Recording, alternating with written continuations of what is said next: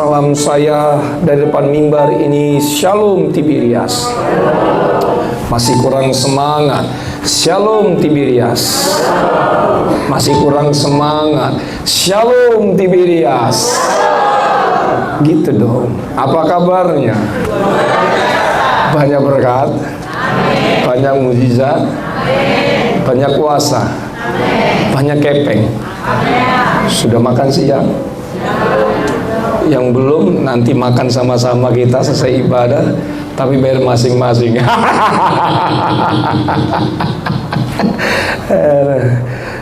Kamu nanya, bertanya-tanya, guntingan kamu cek mic. Wah, itu yang jok saya, supaya sudah ketawa. Itu konten-konten TikTok yang lagi viral. Bapak Ibu tahu? Anak-anak muda tahu lah kalau orang-orang tua bilang, ini ngomong apa nih pendeta ini khotbah atau apa sih ini, stand komedi. Puji nama Tuhan. Tema atau judul khotbah kita hari ini berbicara tentang Allah menyertai. Nah, kenapa saya membawakan tema ini? Tentu ada alasannya, saudaraku. Alasannya supaya kita percaya bahwa janji Tuhan pasti digenapi. Bapak Ibu yang dikasih dalam nama Yesus, janji atau perjanjian lebih kurang 240 kali disebutkan dalam Alkitab. Kalau saudara baca Alkitab saudara baik-baik, saudaraku, itu perjanjian pertama kali itu terdapat dalam Kejadian pasal 6 ayat 18, lalu Kejadian pasal 9 ayat 9 sampai dengan 17. Di mana Allah mengadakan perjanjian kepada Nuh. Saudaraku, hari ini kita akan belajar bagaimana bahwa Allah menyertai kita. Ketika Allah menyertai kita, saya percaya perjanjian Allah dengan saya dan saudara pasti digenapi. Karena dikatakan dia Allah Immanuel. Dia Allah menyertai kita sampai kesudahan akhir zaman. Kita belajar dari kisah yang bernama tokoh, yaitu Raja Daud, bagaimana Daud disertai oleh Allah. Buka Alkitab saudara terambil dalam 1 Tawari pasal 14 ayat yang ke-8 sampai dengan ayat yang ke-17. 1 Tawari pasal yang ke-14 ayat yang ke-8 sampai dengan ayat yang ke-17. Tawari itu sebelahnya kitab Wahyu. Biasanya Tawari itu jarang dibaca. Puji Tuhan. Yang sudah dapat katakan puji Tuhan.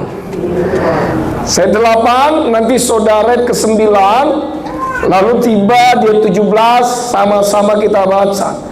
Judul pikopnya adalah Daud memukul kala orang Filistin. Ketika didengar orang Filistin bahwa Daud telah diurapi menjadi raja atas seluruh Israel, maka majulah semua orang Filistin untuk menangkap Daud. Tetapi Daud mendengar hal itu, lalu majulah ia menghadapi mereka. 9 saudara.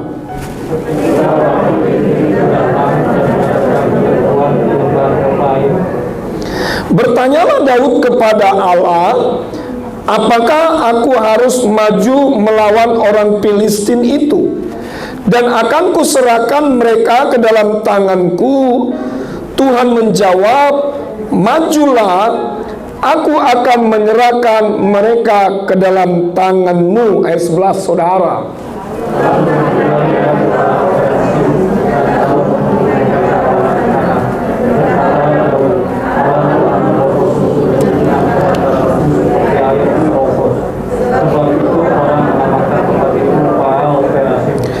Orang Filistin itu meninggalkan para allahnya di sana. Lalu orang Israel membakarnya habis atas perintah Daud. Ayat 13 saudara.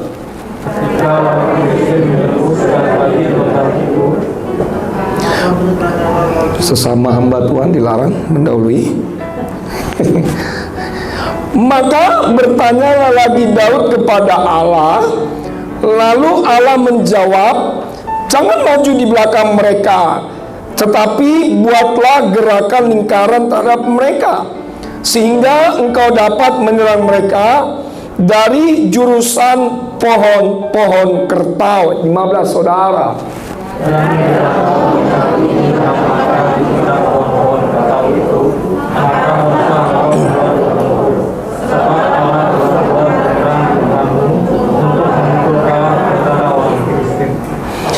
Dan Daud berbuat seperti yang diperintahkan Allah kepadanya. Maka mereka memukul kala tentara orang Filistin, mulai dari Gibeon sampai Geser. 17. Sama-sama kita baca 2-3 ya. Lalu termasyurlah nama Daud di segala negeri, dan Tuhan mendatangkan rasa takut kepadanya atas segala bangsa. Berbahagialah bagi setiap kita hari ini yang mendengarkan firman Tuhan serta melakukan firman Tuhan ini dalam kehidupan kita setiap hari. Saudaraku, Bapak Ibu yang dikasihi di dalam nama Yesus, nas pembacaan yang barusan saja kita baca, di mana Daud memukul kala orang Filistin. Nanti terjadi, saudaraku, kita tahu bahwa Daud ini setelah diurapi menjadi raja, setelah Daud diurapi oleh Nabi Samuel, Alkitab saudara mengatakan roh Tuhan ada atas hidup Daud. Nah, lalu apa yang terjadi? Ternyata orang Filistin ini mendapat kabar. Orang Filistin ini mendapat berita bahwa Daud telah diurapi, dan pada akhirnya orang Filistin ingin membunuh Raja Daud. Nah, yang menjadi pertanyaan kita hari ini adalah siapakah itu Daud? Saudaraku, saya pelajari Alkitab saya baik-baik bahwa Daud adalah Raja Israel yang kedua setelah Saul. Arti Daud adalah yaitu yang dikasihi. Ayahnya bernama Isai. Saudaraku, kalau saudara baca Alkitab saudara lagi baik-baik, Daud itu memiliki istri banyak, ada 8 istrinya. Itu terdapat dalam 1 Samuel bahkan 2 Samuel. Nah, di masa mudanya Daud, Bapak Ibu, pekerjaannya adalah dia sebagai gembala kambing domba. Tapi tahukah saudaraku, Daud ya, ketika diurapi menjadi raja itu pada sekitar umur 30 tahun. Tetapi 40 tahun lamanya ia memerintah atas seluruh bangsa Israel. Daud, Bapak Ibu, di akhir hidupnya dia mati ya kurang lebih 70 atau 80 tahun. Makanya kalau saudara lihat tulisan Daud dalam kitab Mazmur pasal 90 ayat 10, di sana dikatakan, masa hidup kami 70 tahun, dan jika kami kuat 80 tahun. Bapak Ibu yang dikasih dalam nama Yesus, menarik sekali dalam kesuksesan Daud ini. Daud ini berhasil bukan karena dia hebat. Daud ini berhasil bukan karena dia memiliki pendidikan yang tinggi. Daud ini berhasil bukan karena dia pintar, bukan karena dia berkarisma. Tetapi saya pelajari Alkitab saya baik-baik, Daud berhasil karena Allah menyertai dia. Lebih dalam lagi kita akan lihat ada 3 hal yang mau kita pelajari dari kisah Daud ini, bagaimana Allah menyertai Daud. Yang pertama di ayat yang ke-8. Silakan Pak. Ketika didengar orang Filistin bahwa Daud telah diurapi menjadi raja atas seluruh Israel, maka majulah semua orang Filistin untuk menangkap Daud. Tetapi Daud mendengar hal itu, lalu majulah ia menghadapi mereka. Demikian firman Tuhan. Saya akan bacakan sekali lagi bersaudara, biar agak tegas gitu. Ketika didengar orang Filistin bahwa Daud telah diurapi menjadi raja atas seluruh Israel, maka majulah semua orang Filistin. Jadi orang Filistin mendapat kabar bahwa Daud diurapi dan orang Filistin ingin membunuh Daud. Kita lanjut Bapak Ibu. Lalu untuk menangkap Daud, tetapi Daud mendengar hal itu, lalu majulah ia menghadapi mereka. Yang pertama saya pelajari bagaimana Allah menyertai Daud ketika Daud diurapi oleh Allah menjadi raja. Bapak Ibu, kisah Daud bagaimana dia diurapi menjadi raja itu tercatat dalam 1 Samuel pasal 16. Ceritanya begini. Waktu itu Nabi Samuel sedang keadaan berduka. Kenapa dia keadaan berduka? Karena Saul, raja pertama, dia tidak taat kepada perintah Allah. Dalam keadaan berduka inilah Nabi Samuel ini tiba-tiba datanglah firman Tuhan kepada Nabi Samuel. Firman Tuhan bilang begini, "Hei Samuel," ini bahasa saya ya. "Berapa lama lagi engkau berduka atas Saul? Bukankah ia telah kutolak menjadi raja atas Israel? Isilah tabung tandukmu dengan minyak dan pergilah kamu kuutus kepada Isai." Kalau saudaraku, Isai itu memiliki anak ada 8. Lalu karena firman Tuhan datang kepada Nabi Samuel pergi dong ke rumahnya si Isai. Sampailah dia di rumahnya Isai. Ini versi saya Bapak Ibu ya, jangan saudara tiru ya. Horas adong jolma dijabu Shalom gitu ya kan. Lalu Isai melihat dari jendelanya, "Bah Isai, bahoi Nabi Samuel Panjaitan." Kan Samuel namanya kan sama, nama-nama Samuel. Cuman itu ya itu Samuel zaman dulu, tapi sekarang Samuel yang baru, Samuel Panjaitan. Ngapain gerangan datang kemari? Saya diperintahkan Tuhan untuk mengurapi anakmu. Ya kan? Nabi Samuel, si Isai kaget. Isai, mana anakmu semua?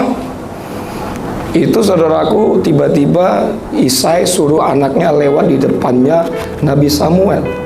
Mulai dari hitam, gemuk, kurus, tinggi, putih, ganteng seperti pendeta, di depannya Samuel lewat satu-satu.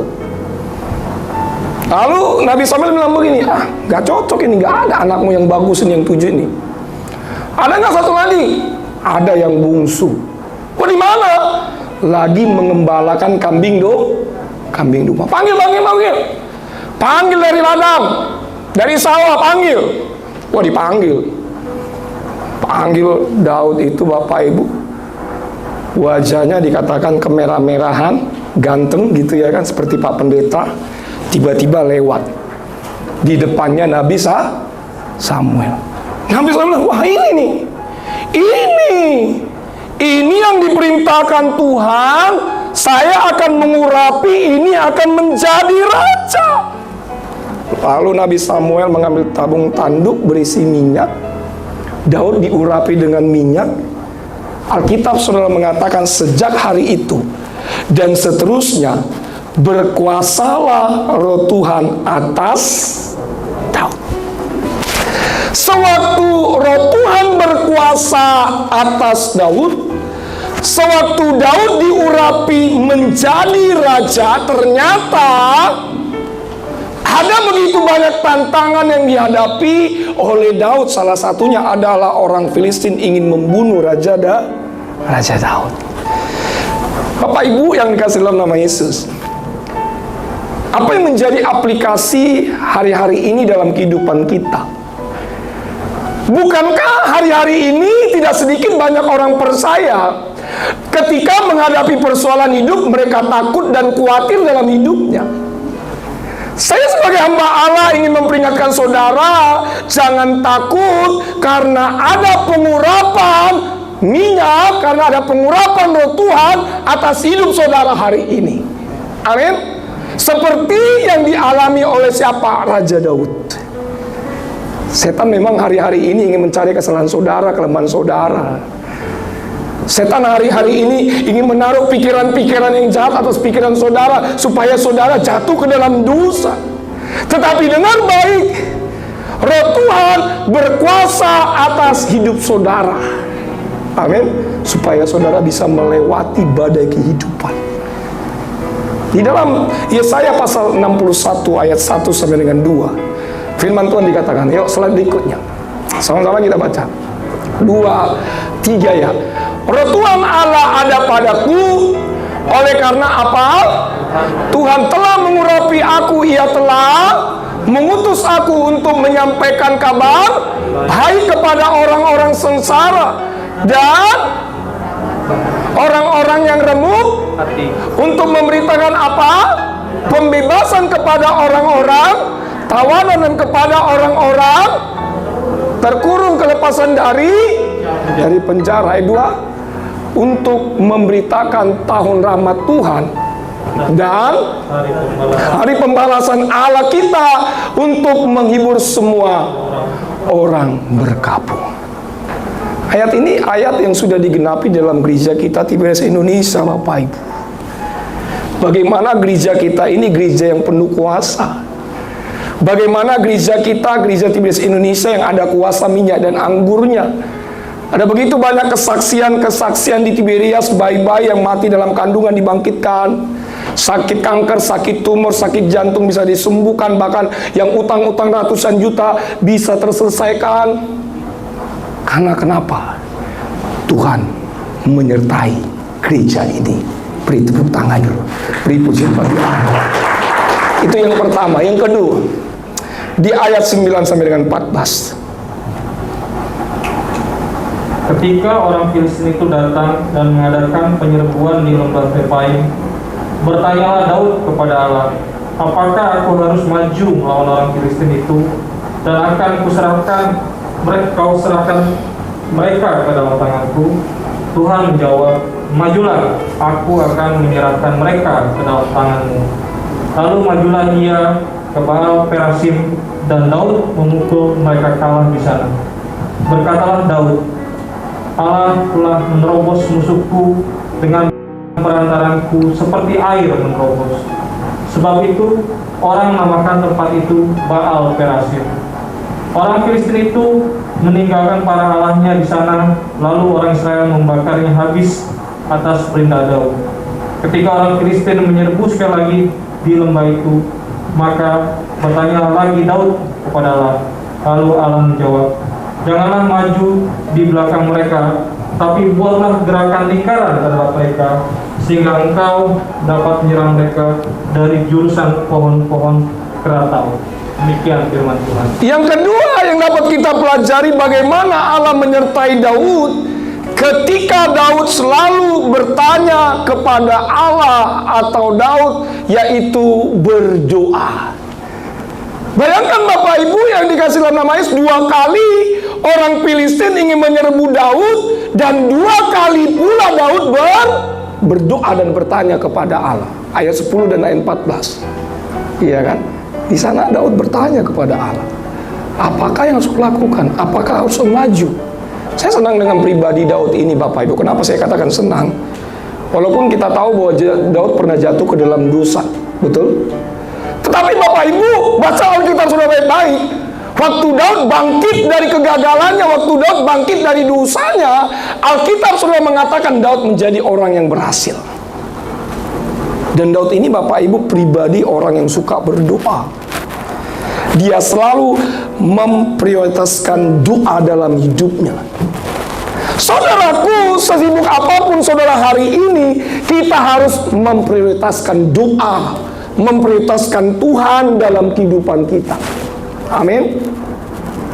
Tulisan-tulisan Daud banyak diceritakan dalam kitab Mazmur 73, tulisan kitab Daud di sana, Mazmur Daud. Dalam tulisannya Bapak Ibu, Daud mencurahkan isi hatinya, doanya, pergumulannya, pujian penyembahannya di hadapan Allah. Kita tahu bagaimana Daud pada saat itu sedang dikejar oleh Raja Saul. Tapi dalam persembunyiannya Daud masih berseru kepada Allah. Daud masih sering berdoa kepada Allah. Saya senang dengan Daud ini, Bapak Ibu. Dia selalu suka berdoa, dia selalu bertanya kepada Tuhan. Bagaimana dengan saudara? Apakah saudara suka untuk berdoa? Apakah saudara selalu bertanya kepada Tuhan? Saya punya teman Bapak Ibu ya, kita memang harus ekstrim juga di dalam Tuhan ya. Daripada kita ekstrim dalam dunia, lebih baik ekstrim dalam Tuhan.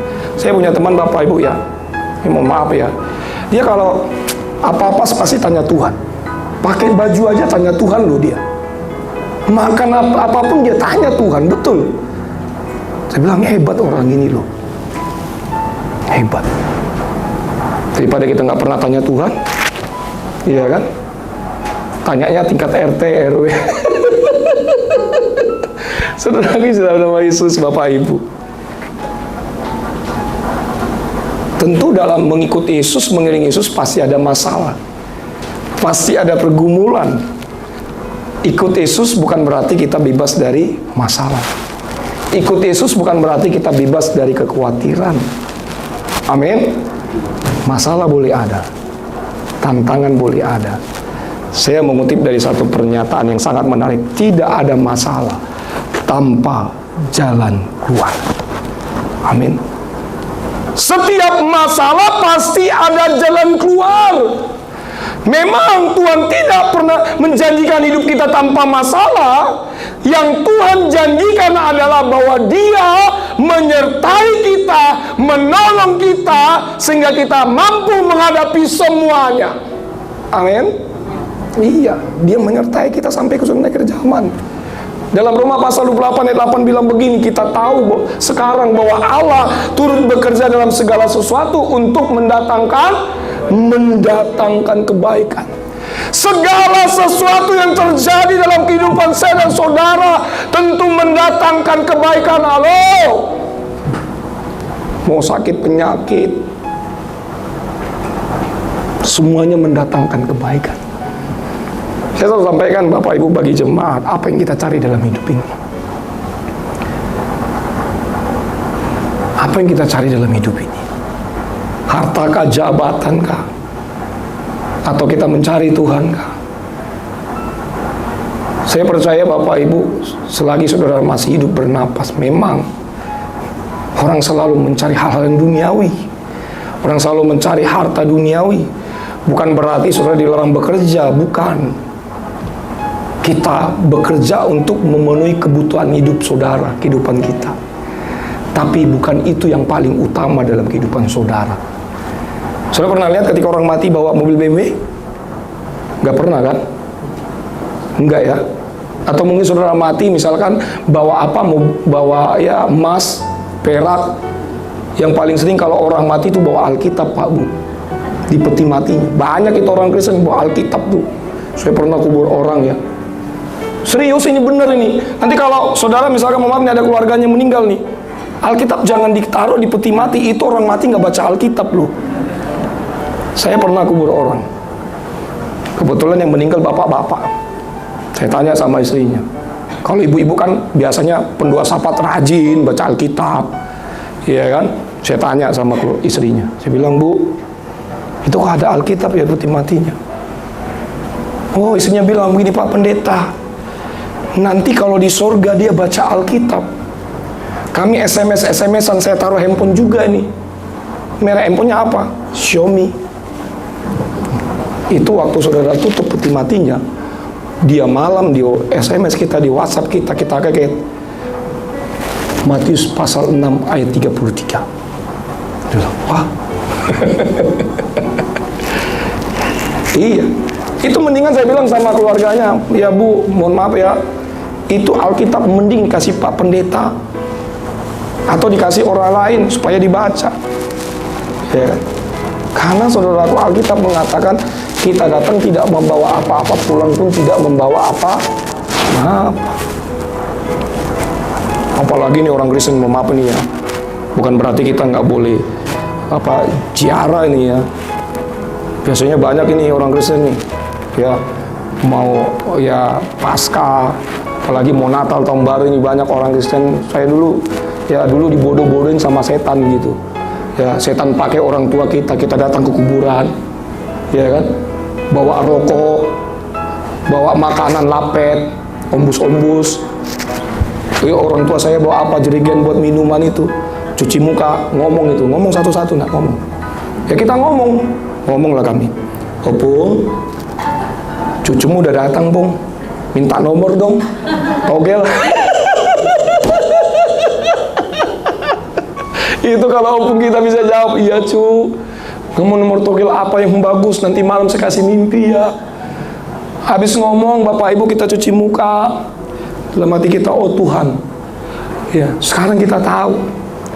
Orang mati nggak bisa ngomong, Bapak Ibu. Alkitab mengatakan bahwa dia telah kembali, rohnya telah berkumpul bersama dengan Bapa di sorga. Bukan berarti saudara nggak bisa, bukan berarti saudara bukan berarti saudara nggak boleh. Ya, ziarah boleh, bersihin kuburan, ya rumput-rumputnya dibersihin, dirapikan. Ya kalau misalkan kuburannya dulu rusak, panggil tukang. Tapi jangan ngomong lah.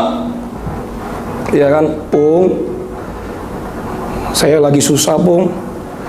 Kirim duit dong, Pung. Ya, nggak bayar kontrakan 5 bulan. Nggak boleh, Bapak Ibu ya.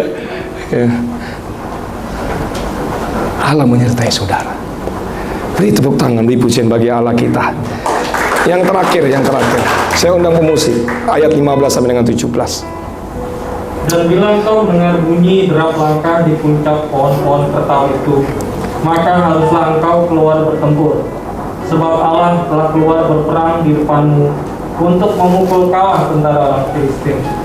Dan Daud berbuat seperti yang diperintahkan Allah kepadanya. Maka mereka memukul kalah tentara orang Filistin mulai dari Gibeon sampai Gezer. Lalu termasyurlah nama Daud di segala negeri, dan Tuhan datangkan rasa takut kepadanya atas segala bangsa. Demikian firman Tuhan. Ayat 16 dikatakan, dan Daud berbuat seperti yang diperintahkan Allah kepadanya. Maka mereka memukul kalah tentara orang Filistin mulai dari Gibeon sampai Gezer. Yang ketiga, yang dapat kita pelajari Bapak Ibu, bagaimana Allah menyertai Daud ketika Daud taat kepada Allah. Bilang sama saya, katakan taat. Amin. Daud taat melakukan firman Allah. Kalau kita berbicara tentang ketaatan, ketaatan secara umum berbicara tentang apa? Taat kepada Tuhan atau taat kepada pemerintah. Tetapi taat menurut Alkitab, saya pelajari Alkitab saya, taat adalah takut atau hormat, tunduk kepada Allah. Jadi Bapak Ibu, ketika kita berbicara tentang ketaatan, mendengarkan dan melakukan apa yang diperintahkan oleh Tuhan. Ada 2 ciri yang paling utama saya catat bagaimana orang taat kepada Allah. Yang pertama, bahwa memiliki kerendahan hati. Yesus taat sampai mati, dan Alkitab saudara mengatakan ia telah merendahkan diri dan taat sampai mati, mengosongkan dirinya sebagai hamba. Di atas kayu salib dia bilang, finish, tetelestai, sudah selesai. Bapak Ibu, dan Yesus taat. Dia selalu membangun hubungan yang intim kepada Bapaknya. Pagi-pagi benar Yesus berdoa. Taat. Tahu nggak Bapak Ibu? Karena ketidaktaatan manusia pertama kali, maka manusia jatuh ke dalam dosa. Oleh sebab itu Yesus datang ke dunia. Dia menunjukkan ketaatannya, mati di atas kayu salib, supaya saudara taat, supaya saudara benar di hadapan Allah. Yang kedua, saya pelajari cirinya adalah supaya menjadi pelaku firman Tuhan. Mari Bapak Ibu, mari kita menjadi pelaku firman Tuhan. Orang yang taat kepada firman Tuhan, Alkitab mengatakan orang tersebut berhasil dan beruntung. Taat. Katakan kanan kirimu, bilang begini, ayo taat. Ayo. Amin. Kita harus taat. Saya melihat wajah-wajah saudara adalah orang-orang yang taat. Kalau hari ini saudara sudah mulai malas baca Alkitab, taat. Ambil komitmen sama Tuhan. Bangkitkan kembali. Memang dalam proses ketaatan Bapak Ibu butuh yang namanya perjuangan. Butuh namanya hati. Meluangkan waktu. Kalau saja kita dengan yang kelihatan kita tidak taat, apalagi dengan yang kelihatan saja kadangkala kita tidak taat, apalagi yang tidak kelihatan. Ya. Saudara, kalau saudara punya pemimpin, saudara misalkan punya anak buah. Anak buah itu apa yang dikatakan oleh pemimpinnya harus taat. Suka tidak suka, senang tidak senang. Ya, kita sebagai bawahan, kita harus taat apa yang diperintahkan oleh pemimpin kita. Anak-anak muda ini, ya, yang belum nikah coba angkat tangannya. Ayo, yang belum nikah, yang sudah nikah jangan. Yang belum nikah, yang mau cepat-cepat nikah, ayo angkat tangannya. Yang udah berpuluh tahun gak nikah-nikah, ayo angkat tangannya. Yang belum nikah, ayo. Wah, puji Tuhan udah nikah semua ya, amin ya. Anak-anak muda nih ya, pesan saya nih, dengar kata orang tua. Karena orang tua, pepatah Bima mengatakan, wakil Allah di bumi. Saya bilang ini, Pak, saya kan lagi pacaran sama si Anu, orangnya ganteng, agak Korea-Koreaan, Pak. Ya kan, duitnya banyak, Pak, kepengnya banyak. Tapi kalau orang tua bilang no, kalau orang tua bilang jangan. Amin. Taat anak-anak muda ini. Kalau orang tua bilang, aduh, Ucok, kamu jangan kebanyakan main game, belajar. Jangan kebanyakan game.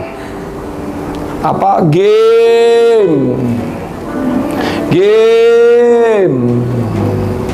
Ini anak muda ini yang suka main game nih. Kalau orang tua bilang batasin waktunya main game, harus taat. Taat. Saya punya anak, Bapak Ibu ya, saya udah pernah sampaikan selalu di tempat ini ya. Setiap minggu saya punya anak itu main game cuman hari Jumat, Sabtu, Minggu. Karena Sabtunya libur. Tapi Minggu malam kadang-kala handphone sudah saya tarik. Senin sampai Kamis nggak boleh main game, Pak. Bukan berarti anak saya nggak punya handphone, punya. Apalagi saya 3 orang kaya. Saya ini handphone saya 3. Iya sih. Anak saya itu ya batasin main handphone lah. Anak muda yang masih berumur 12, sekolah dulu, rajin belajar, jangan suka main game. Karena terpengaruh dengan apa? Game. Pikiran kita banyak terpengaruh oleh game. Saya punya melayani jemaat waktu itu, Bapak Ibu ya. Selama pandemik anaknya main game terus. Ya. Dari ranking 1 selama pandemik main game, dari ranking terakhir, jadi ranking terakhir. Pikirannya telah dipengaruhi oleh game. Saudara tahu nggak, radiasi ini kuat tuh. Sangat kuat sekali, mempengaruhi otak. Ini para orang tua ini harus tegas sama anak-anak ini. Jangan dibiarkan anak kita menjadi bodoh. Jangan dibiarkan anak kita menjadi terlarut-larut dari apa orang-orang dunia. Amin. Ada batasan-batasannya, Pak Bu. Jangan dikit-dikit, Pak, beli handphone, Pak, kita kasih.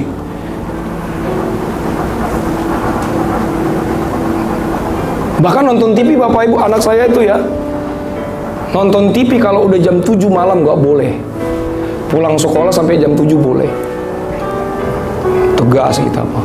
Tegas untuk apa? Untuk masa depannya, untuk kebaikan. Siapa di sini yang rajin main game? Angkat, anak-anak muda. Ayo. Ya, ayo. Mau dipulihkan nggak? Ayo. Ya Allah, malu-malu. Iya, nggak boleh ya. Ada batasannya. Amin. Jangan sampai terikat lah. Ini orang tua juga tarik itu handphone itu, bilang Sabtu Minggu main handphone. Lupa, nanti kalau ngerjain tugas apa, Pak? Beliin komputer di rumah, ada laptop. Gitu. Pak, nggak ada duit, Pak. Pergi ke warnet tuh. Nggak ada duit lagi, Pak. Pinjam laptop tetangga. Nggak ada duit lagi, Pak. Laptop opung ada tuh yang waktu ditaruh di kuburan tuh, ambil bongkar lagi.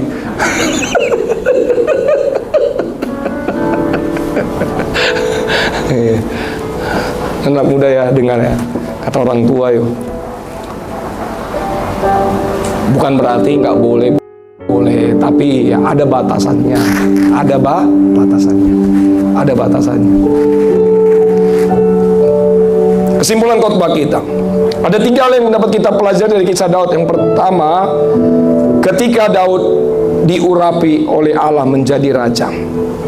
Yang kedua, ketika Daud selalu bertanya kepada Allah atau berdoa. Yang ketiga, ketika Daud taat kepada Allah.